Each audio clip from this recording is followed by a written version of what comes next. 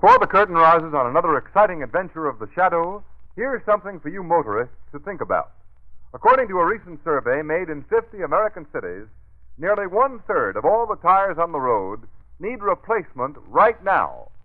One-third of the nation's tires are so worn as to be dangerous. If your tires are among this dangerous third, don't take chances any longer. Get Goodrich Safety Silvertowns now. Silvertowns, you know, are really two great tires in one. On the outside, they have the amazing Lifesaver tread that sweeps wet roads so dry you can light a match on its track that will give you the quickest non-skid stops you've ever had. And on the inside, they have the famous golden ply blowout protection. Thus, you get two great life-saving features in Silvertowns, all at no extra cost.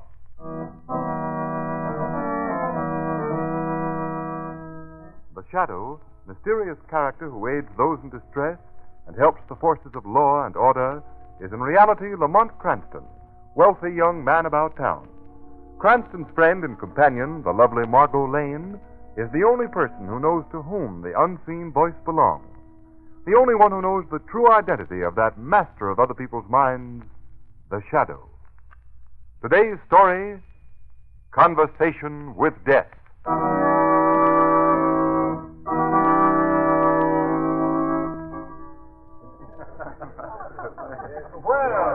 The fair seems to be a popular place tonight. Aren't you folks dancing at all? Cranston, what about you and Margot? You're both beautiful dancers. Well, the choice is with the ladies, John. But they seem to prefer the cool of the terrace and Dr. Latham's very interesting account of his experiences in the Orient. We can dance most any time, but it's seldom one can listen to so distinguished a scientist as Dr. Latham. Oh, thank you, Miss Lane. But I'm afraid I've been deadly dull. Oh, that, Montgomery, is a sin that never could be laid at your door. Oh, you're kind, Denise. But if I've bored you, blame it on the occasion. Being guest of honor imposes the obligation of trying to be interesting. Ignore the interruption of my rowdy husband, Montgomery. Go right on. Come here, John. Sit beside me. I tell you, Monty, and you too, Cranston, you're both single. When you marry, don't permit your wife to dominate you as this little tyrant lords it all over me. Well, you poor fellow, John. You certainly have the appearance of a hen-pecked husband. Yes. Did you look in on the children, John, dear? Yes. Billy insisted on your telling him his bedtime story. But I knew if I called you to the nursery, we'd never get you out again. Did he go to sleep? Right off. And Betsy? Doesn't even know either of us are in the world. Sleeping the sleep of... No, I won't be tried. Excuse us, please. Now the most vital part of the Porter household is taken care of. Sorry, go on, Montgomery. You were telling us about the Orient. Please. I've monopolized the conversation. But you know I never tire hearing about the Orient. Yes, I know. I remember I once held the Orient out as a bait to induce you to run off with me. Yes, DJ before John. Bernice traded that trip to the Orient for a trip to Hoboken. That's where we were married. Oh, really? 10 years ago. 10 years. I've covered a lot of ground in that time. Geographically and professionally. Yes, and I have you two to thank for that. Well, do you mean, Doctor, that John and Bernice share honors for your travels and your successes? I'd say Bernice does. At least she started the chain of circumstances. If she hadn't turned me down in favor of John, I shouldn't have run off to the Orient and buried myself in science. Why, Renise, you've held out a romance on me. I never suspected there was ever anyone but John. Well, I must say, Montgomery was a swell rival. No trouble at all. He went out on the first punch. Well, it's a good man who knows when he's beaten, eh, Latham? Oh, I don't know that it was a tribute to my common sense, Mr. Cranston. I rather suspect it was the result of a flaw in my character. You see, I'm not a fighter. I'm a brooder. Oh, that's bad. Beware the brooder.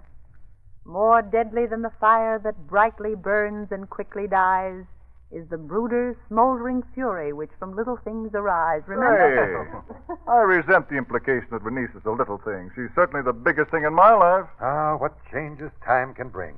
John and Bernice, this beautiful home, two lovely children. Well, it all makes me feel so terribly old. Yeah, it does seem as if John and Bernice have found the true success formula. Yes, John, you must give me the formula. If you have a minute, I should like to talk over old times with you before I leave. Yeah. I'm sure the others will excuse us. Why, of course. Oh, John, take Montgomery to the library, and I'll have the butler bring you something to drink. Margot, you and Lamont will dance, I suppose? Yes, Bernice, if I can speak for Margot. Of course you can, Lamont. I was beginning to think I'd lost that fatal fascination. Well, come along then, Montgomery. I've been looking forward to a little gabfest with you. If I may be permitted the role of the fond parent, I'll accompany you as far as the nursery. Always the doting mother. See you later, Margot. Yes. Right? Well, Lamont, why so pensive? I'm thinking, Margot, of that little jingle you recited. More deadly than the fire that brightly burns and, how does it go? Quickly dies is the brooder's smoldering fury which from little things arise. Yes, that's it. Silly little thing. Yet it's not without truth.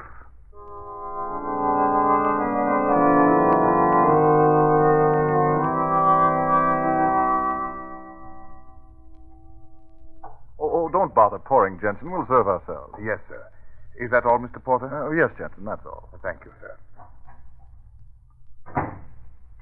Well, John, long time since we've had a drink and a cigar together. Yes, Monty. As I recall, we weren't on such friendly terms the last time, were we? Oh, I suppose I acted the jealous fool when I learned that you and Renice were going to be married. But you know, John, youth and love is a more violent combination than whiskey and gasoline. Well, a well-turned phrase, that. Drink? Eh? Oh, thanks. You don't seem any the worse for your great disappointment. You've done well. I suppose you're one of our most successful modern scientists. Professionally, I've done all right, I suppose. But my personal life drags far behind, John. I've been hearing a lot about your progress. Renice keeps me posted. She reads everything printed about you. Does she, John? Does she really? I think she told me at last count 27 formulae bear your name. 28, to be exact. 28? Yes, she wouldn't know about the last. It's still a secret. In fact, it will remain a secret. Oh, but enough of shop talk. Hey, it's not fair to arouse my curiosity about something I'm never to know. Well, oddly enough, it'll be no secret to you, John. I'm going to tell you all about it. Well, I feel honored to be thus singled out. Yes. Singled out. How right you are. John, you're familiar with the potion scene from Romeo and Juliet, I suppose? Hmm? Oh, yes. Juliet takes a potion to make people think she's dead so she won't have to marry a man selected by a family. Is that what you mean? Correct. That potion was simply a dramatic device born in the mind of a playwright. But what men conceive, men contrive. You don't mean to tell me you've actually invented such a drug? Yes, John, I have. Good Lord. I have developed a drug that will bring about the physical characteristics of death. It can suspend all organic action, yet the brain will function though death seems apparent. Well, hold on a minute, Monty. At the risk of appearing stupid, do you mean that a person receiving a dose of this drug could be pronounced dead by a competent physician? Pronounced dead and buried. Yet he would be aware of everything that was going on about him? Fully aware and totally incapable of helping himself. Well, that's horrible. The most horrible thing imaginable. What sent you on a quest for a drug like that? Hate? Hate? Yes. Strange that such an unworthy emotion should be the motivation for a great scientific discovery, eh? I'm afraid I don't follow you. Oh, it's quite simple, John. I said before that I was a brooder. But you were joking. No. I'm not the sort of coward who is afraid to face himself. I am a brooder. You're not, so you can hardly appreciate what that means. But, Now, perhaps I can explain. You've no doubt had a physical injury, a sprained arm, a painful cut. Yes. Well, you can well imagine how you'd suffer if there was no balm, no medicine to relieve that pain. How would it be if it were to go on and on? Yes, I can well imagine. A brooder suffers such pain, but the wound is in the soul. There is no cure except the balm of vengeance. A hate satisfied. Do you mean to tell me that you hate somebody with such an awful intensity? Yes, I do. Oh, you surprise me, Monty. I never suspected you were capable of such a hatred. Why, it surprises me more that you voice it. Well, why not voice it? I know of no more contemptible hypocrisy than the pretense of entirely lofty emotions. Surely you didn't invent this drug with the sole object of satisfying this desire for vengeance. Perhaps not. But my hatred was eating away a part of me. I felt I could never be whole again while the sore persisted. I spent sleepless nights trying to wipe out this spirit cancer. That's what I call it, John. And burying the man you hate alive would wipe it out? Even the knowledge that I possess the power to completely express my hatred brought relief. Really, Monty, you amaze me. Truly amaze me. I refuse to believe you mean all you say. Oh, I see. This conversation distresses you, eh? Yes, it does. I think it's the strangest talk I've ever had. Well, then we'll change the subject. Let's talk about something else. Oh, say, by the way, isn't that a recent photo of Renice on the mantel? Oh, yes. It was taken last year when she was made president of the Women's Progress League. Oh, may I see it? Why, certainly. I believe it's her best likeness. I must have an oil made from it sometime. Here you are. Jove, she gets more beautiful every year. Doesn't she? I know I'm the luckiest man in the world having a wife like Renice. Yes, John. You've been fortunate. Most fortunate. Oh, the picture hardly does her justice. No picture could. Well, shall we drink up? Here's to her. To her. Ah, we let our drinks get warm. I'll pour another. Oh, no, never mind. This one is quite adequate. Quite. Mine tasted rather bitter. Oh, perhaps you're not accustomed to that particular brand. No, that's hardly the case. Oh, I suppose I can't stand these late hours as I once did. Monty, I think I'll... What's the matter, John? I don't know. The glass just dropped from my hand. Perhaps you'd better sit down. Yes, Monty, get a doctor quick. I can't move. I'm paralyzed. Yes. Yes, John, you're paralyzed. And no doctor can help you. Your body will assume the characteristics of death, and I will be a whole spirit again. A drink. You drugged it when I went to get Renice's picture. Yes. You permitted yourself the stupid conceit that nobody could hate you. But I do. I've hated you with an intensity that threatened to consume me ever since the day you married Renice. You're mad, Montgomery. No sane man could do this. I'm free. Free for the first moment in years. My 28th formula will destroy you, John Porter, and I'll have nothing to hate anymore. For Renice's sake, Montgomery. She loves me. You can't do this to her. Soon she'll recover. I will help her through her grief, and I'll reap the reward of a consoling friend. What do you mean? Renice will be my wife. Never. Never. You took her from me. Now I take her back. That's the end, John Porter. Your heart will soon stop. You'll be pronounced dead. You'll cry out, but your voice will only be heard by yourself. And then you'll be buried. Alive. Oh, good God. Help. There is no help for you. Renice, please. Already your voice grows weak. Now the heart. That is the end, John Porter. Now you shall be a helpless witness to your own funeral.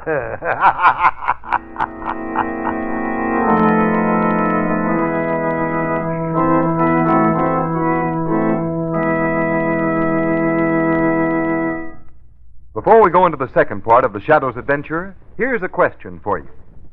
Who is it that today holds the same responsibility as the engineer of a fast train, the captain of a ship, or an airplane pilot? The Shadow knows. The man behind the wheel of his car is just as responsible as the engineer, captain, pilot. Their first thoughts are for the safety of their passengers. Your first regard as a motorist should be for the safety of those who ride with you. For their sake, for your own sake, play safe. It pays. And remember, motorists, safe motoring begins with safe tires. Switch to Goodrich Safety Silvertowns now. Silvertowns, don't forget, are the only tires in the world with the amazing Lifesaver tread. The tread that sweeps wet roads so dry you can actually light a match on its track. Yes, this tread actually dries wet roads. Stops you quicker, safer than you've ever stopped before. And more. When you put Silvertowns on your car, you not only get the greatest skid protection ever offered, you also get the blowout protection of the famous Golden Ply, both at no extra cost.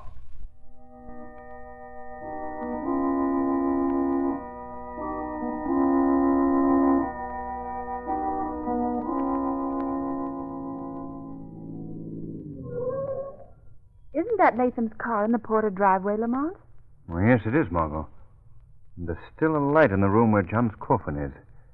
We'll have to wait here until it's turned off. What time is it? It's near midnight. Then we shouldn't have to wait long. You had no luck with the medical examiner, did you? Very little. I told him I couldn't bring myself to believe that John Porter died of natural causes. I had nothing to offer him in the way of proof to the contrary, so of course he couldn't hold up the burial simply on vague suspicion. But he did assure me he'd see that John's body is not embalmed. Why do you believe that John may be the victim of foul play? Well, Margot, I'm working entirely on hunch. Montgomery Latham was in love with Renice Porter, and still is, if I'm any judge. Oh, that's silly of me not to have thought of that. Of course, he shows it in every glance. Well, there you have a possible motive for John's death. Latham might conceivably want him out of the way. Of course, but how do you suppose he did it? I'm only thinking of possibilities now, remember. But I once put a painfully wounded dog out of his misery in just the way John Porter might have been killed. How, Lamont? By hypnosis. You mean that it's possible to kill a man by hypnosis? Quite possible. It's a branch of hypnotic science I learned in the Orient. Oh, yes. Latham spent many years in the Orient.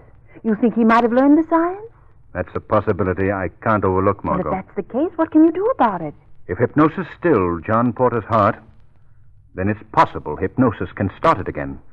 In any case, I'm going to make the effort. Look, Lamont. The light's just gone out. Yes. Come on, Margot. We've got another card to play in this frightful game.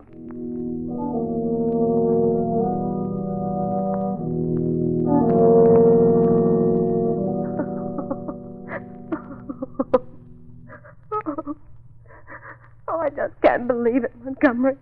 John dead. Even there in his coffin, he looks so lifelike. Yes, Renice. His face has lost none of its gentle character. Liar. Hypocrite. Beware of Latham, Renice. Perhaps it's only wish fulfillment, Montgomery, but he seems to smile encouragement to me. I'm not dead, Renice. I can hear you. Can't you hear me, Renice? You must go now, Montgomery. It's late. You've been so good staying near me and comforting me. That's as John would wish it, I'm sure, Renice. Yes. No. Send him away, Renice. Oh, if you could only hear me. And I'm sure he wouldn't want me to desert you now. No, he'd want me to be near you. Don't listen to him. We three were such good friends. Two of us loved you. Renice, you loved me once. You might again. Let me offer the protection, shoulder the responsibility John was forced to lay aside. Please don't. Oh, Renice, hear me. Have nothing to do with Latham. The man is a team. Montgomery, you've been a dear. I'm sure John would be grateful for the comfort you brought me. I love you, Renice. I've always loved you. And I, Montgomery, I feel closer to you than I've ever felt before. Oh, no, Renice, you mustn't. That statement makes me very happy. You've given me reason to hope. Renice, listen to me.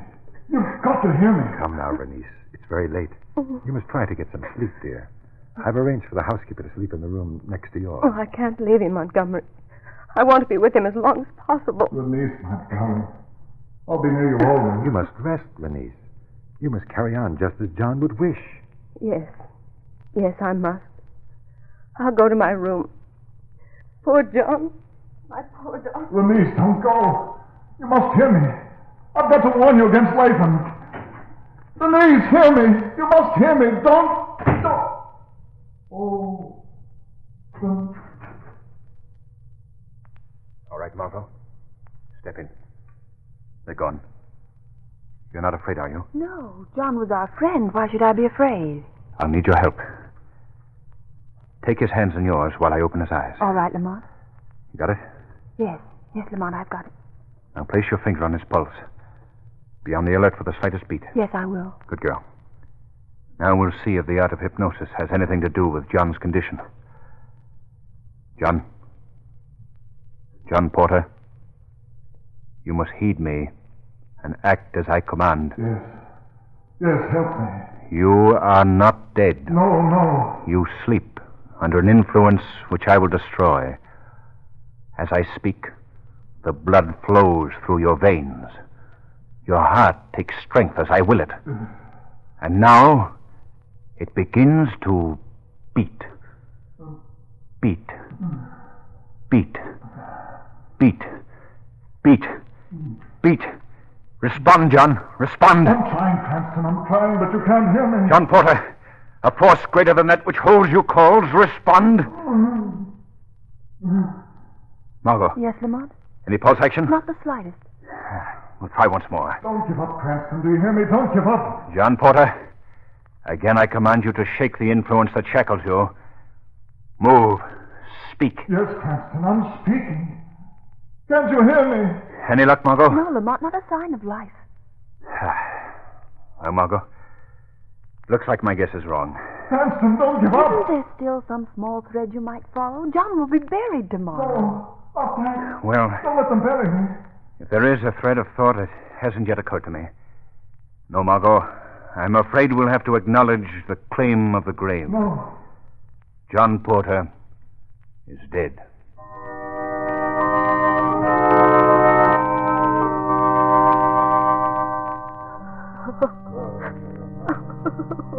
Into your hands, O Almighty Father, we commend the soul of John Porter.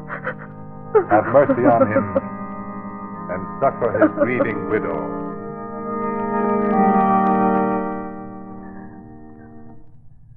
All right, men. Lower the casket. John. Oh, John, darling, I don't want you to go. I don't want to live without you. Oh, Renice, please, you mustn't give away, dear. Can't anybody hear me? Renice, Latham, mercy. All right, men. Fill in. Renice, don't let them bury me. Renice. No, no, please. Somebody hear me. Help me. Don't let them bury me. Help me. Don't. Listen to me. I'm not dead. I'm alive. Alive. Do you hear? I'm alive.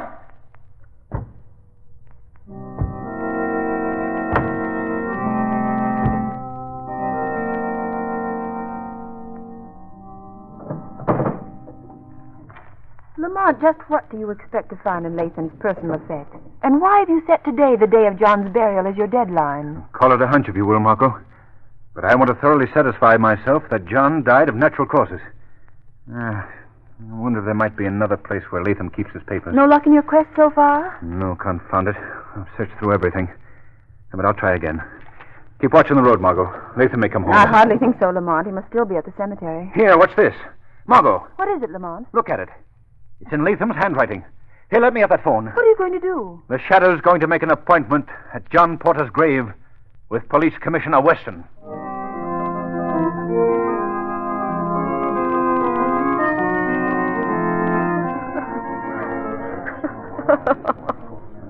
Come along, Renice. There's no use standing here staring at John's grave. We must go home. There is no home now. Mrs. Porter, may I offer my deepest condolences? Thank you, Reverend Houston. God bless. Why, what does this mean? Who are these men that drive so fast into a cemetery? Why, it's the police. Police? Come along, Renice. You mustn't be exposed to more excitement. Montgomery, wait. Hold on, everybody. What does this mean? Don't anybody leave here. Commissioner Weston. What is the meaning of all this? I don't know, mister, but I expect I will in a minute. Shadow. Is Shadow here? Yes, Commissioner. The Shadow is here. Shadow? In the shadows. All right, then. Now, what's this all about? You phoned me to be Just here. a minute, Commissioner. You men there, start digging as fast as you possibly can. Bring John Porter's casket up and rip the cover off. Hurry. Go ahead, men. Do as he says. Renice, are you going to permit John's grave to be desecrated? What's the matter? What Commissioner, is all? have your men keep an eye on Latham. He may try to escape. Me escape? What does this mean? It means that your fiendish plot to murder your friend is exposed, Latham. Murder? Oh, this is ridiculous. Commissioner Weston, look behind you. Back of that monument. Oh, mean over here? That's it. I've placed an envelope and a small bottle there for you. Montgomery, who is this that accuses you of killing John? Some lunatic, I suppose, making a wild and stupid guess. The Shadow doesn't guess, Latham. The Shadow knows. Find them, Commissioner? Is what you mean? Yes. That envelope contains a document describing a drug that Latham gave John Porter. What? Why, this is preposterous. You can't deny it, Latham. You wrote the document yourself. It's in your handwriting. Renice, don't listen. The man is mad. Go away. Don't touch me. What's in the bottle, Shadow? That's the antidote. If we hurry, it may save John Porter's life. Save his life. Oh, hurry. Please hurry. All right. Hoist it up. Quick. Don't let Latham escape. Grab him, Commissioner. Here, you. Here. Don't try anything like that. I wasn't trying to get away. I simply wanted to... Well, you won't take any chances. Snap the bracelets on him, Horton. Take him away. Okay, sir. The casket's up. Rip it open, quick.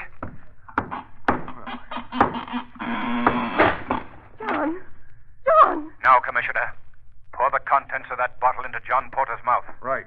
Here, lend a hand here, somebody. Sure, Commissioner. Now, hold his mouth open. Yes. There you are. Okay, Shadow. Now what? Now, we wait. He groaned. I heard him. Oh, John. John, speak to me. Stand back, Mrs. Porter. Don't touch him. Look, his eyelids are moving. He's alive. Alive. Alive. Oh, my darling. My dearest, speak to me. Speak to me. Why, his eyes are open. John, it's me, Renice. You're saved, darling. Saved. Renice, Yes, John. What is it? you can hear me. Yes, dearest, I can. Thank God. Thank God. He's passed out. John. It's all right. A few hours in bed. He'll be all right again. Okay, Shadow. I'll see that he's taken right home. And as for Lathan, we've got a home for him, too. But it won't have any curtains on the windows. Well, this completes my job. So I bid you all good day. Oh, Shadow. How can I express my gratitude? How can I thank you? No need, Mrs. Porter. My reward is in your happiness.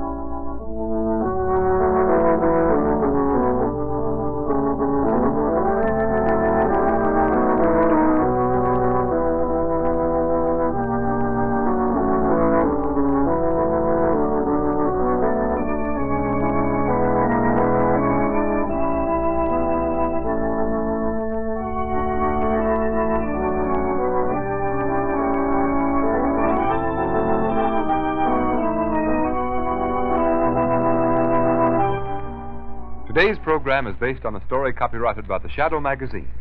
All the characters and all the places named are fictitious. Any similarity to persons living or dead is purely coincidental. The Shadow magazine is now on sale at your local newsstand.